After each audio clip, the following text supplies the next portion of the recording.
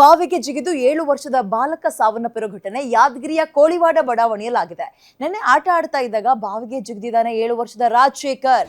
ಸತತ 8 ಗಂಟೆಗಳ ಕಾಲ ಶೋಧವನ್ನ ಕೂಡ ನಡೆಸಿದ ಅಗ್ನಿಶಾಮಕ ದಳ ಇವತ್ತು ಬಾವಿಯಲ್ಲಿದ್ದ ಮೃತದೇಹವನ್ನ ಸಿಬ್ಬಂದಿಗಳು ಹೊರತೆಗೆದಿದ್ದಾರೆ.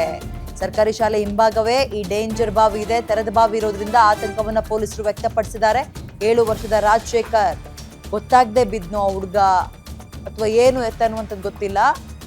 ಬಾವಿಯನ್ನ ಓಪನ್ ಆಗಿ ಯಾಕೆ ಇಟ್ಟಿದ್ರು, ಅದೇನು ಸೇದೋ ಬಾವಿ ರೀತಿ ಇದ್ದಿದ್ದ ಅಥವಾ ಹೇಗೆ ಅನ್ನುವಂಥದ್ದು ಪ್ರಶ್ನೆ ಇದೆ. ಸತತ ಹಲವು ಗಂಟೆಗಳ ಕಾರ್ಯಾಚರಣೆಯ ನಂತರ ಆತನ ಮೃತದೇಹವನ್ನು ಹೊರ ತೆಗೆದಿದ್ದಾರೆ. ಯಾದಗಿರಿಯ ಕೋಳಿವಾಡ ಬಡಾವಣೆಯಲ್ಲಿ ನಡೆದಿರುವಂತಹ ದುರ್ಘಟನೆ ಇದು. ನೆನೆ ಆಟ ಆಡ್ತಾ ಇರ್ಬೇಕಾದ್ರೆ ಅಯ್ಯೋ ಪುಟಾಣಿ ಮಗು, ಓಕೆ ಈ ರೀತಿಯ ಈಗ ನಾವು ಓಪನ್ ಬಾವಿಯನ್ನು ಗಮನಿಸ್ತಾ ಇದ್ದೀರಿ. ಆಟ ಆಡ್ಬೇಕಾದ್ರೆ ಮಗುವಿಗೆ ಗೊತ್ತಾಗಿಲ್ಲ, ಬಿದ್ದಿದೆ, ಮಗುವಿನ ಜೀವ ಹೋಗಿದೆ. ರಾಜಶೇಖರ್ ಅಂತ, ಅಯ್ಯೋ ಇನ್ನು 7 ವರ್ಷ, ಈಗ 2ನೇ ಕ್ಲಾಸೋ 3ನೇ ಕ್ಲಾಸೋ ಹೋಗ್ತಾ ಇರೋ ಮಗು ಅದು. ನಿರಂತರ ಶೋಧವನ್ನು ನಡೆಸಿ ಈಗ ಮಗುವಿನ ಮೃತದೇಹವನ್ನ ಹೊರ ತೆಗೆದಿದ್ದಾರೆ.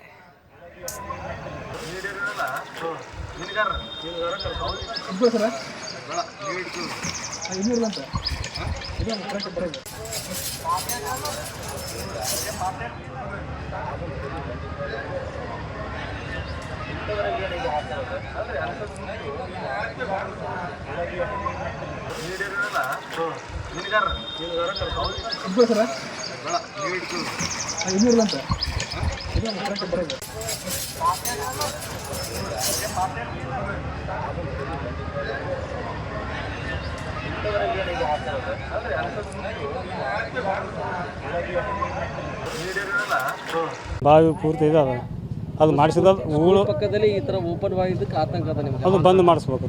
ಈ ಹುಡುಗಿ ಇವತ್ತು ಡೆತ್ ಆಗ್ಯಾನ. ಏನು ಮಾಡ್ಬೇಕಂತೀವಲ್ಲ, ನಾವು ಬಾವಿನ ಮುನಿಸ್ಬೇಕು. ಮುನಿಸ್ಕೇಸಿ ಅವನು ಗೌರ್ಮೆಂಟ್ ಲೆಕ್ಕದಾಗ ಒಂದು ಸ್ಕೂಲಿಗಾಗಿ ಒಂದು ಗ್ರೌಂಡ್ ಮಾಡಿ ಕೊಡ್ಬೇಕು. ಗ್ರೌಂಡ್ ಮಾಡಿ ಕೊಡ್ಬೇಕು. ಸ್ಕೂಲಿಗೆ ಏನು ಸೌಲಭ್ಯ ಇಲ್ಲ, ಗ್ರೌಂಡ್ ಇಲ್ಲ. ಗೌರ್ಮೆಂಟ್ ಲೆಕ್ಕದಾಗ ಸ್ಕೂಲಿಗೆ ಅದು ಗ್ರೌಂಡ್ ಮಾಡಿ ಕೊಡ್ಬೇಕು.